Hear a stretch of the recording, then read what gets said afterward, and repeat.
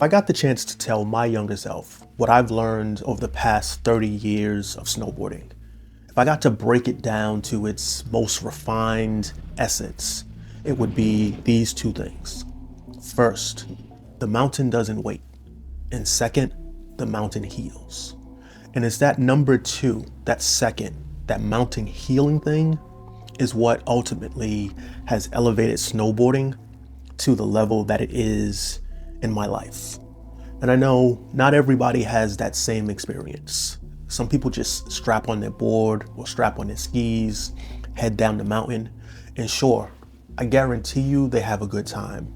They're enjoying the outdoors, the environment, they're loving the recreation, but it never elevates to something a little bit more.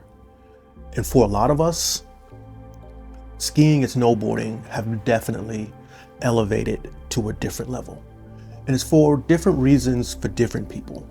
And I'm not gonna be arrogant enough to say I know what that reason snowboarding or skiing has elevated to where it is for you.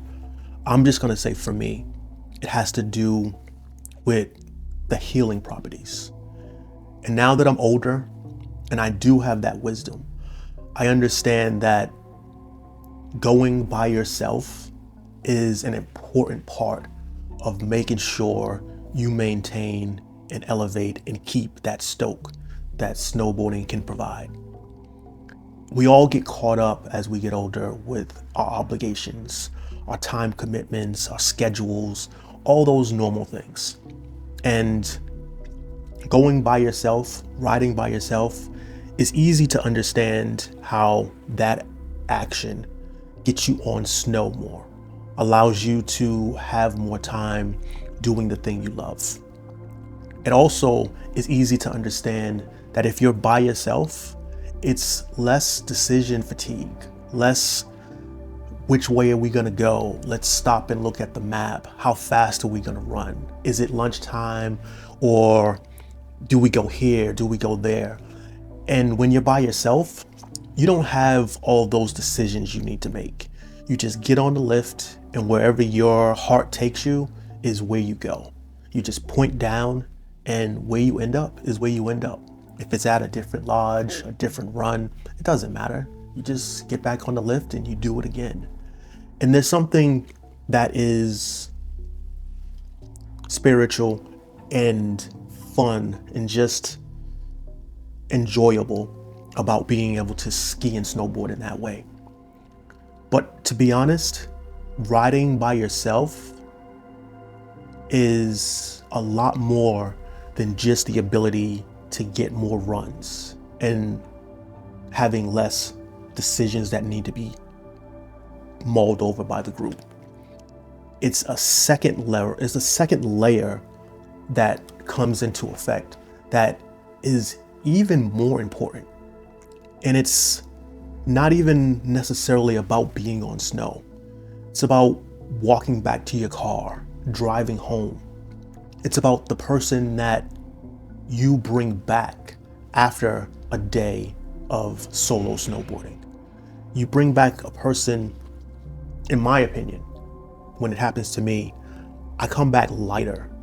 I come back healed. I have less of a chip on my shoulder.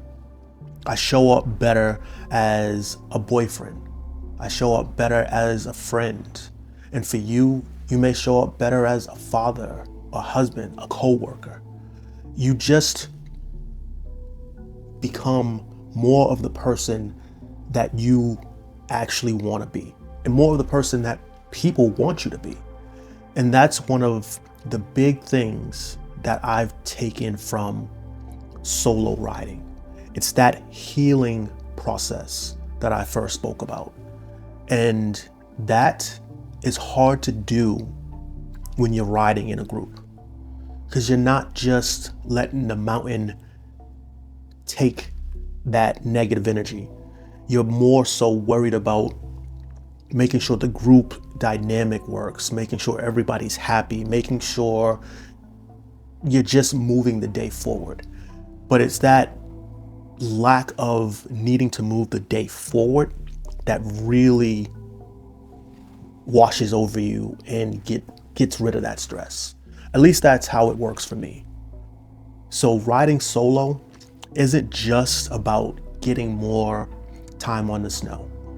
It's more so about coming back as a better version of yourself. And that's what snowboarding has done for me. And I can't think of another activity that does it as well. So if you're anything like me, remember, it's not a selfish thing. It's not a thing that, oh, I don't have to worry about someone else's schedule or this or that. It's a healing process. It's a little bit of self-love. So don't feel guilty about riding by yourself. Just make sure you're able to explain that to the people you leave behind. Let them know that one of the reasons why you do it is because you come back a better version of yourself. And you not only do it for you, you also do it for them. I'm Blair, and this is the Dirtbag Association, where our wax is old, our knees are older, but our stoke doesn't melt. See you on the mountain.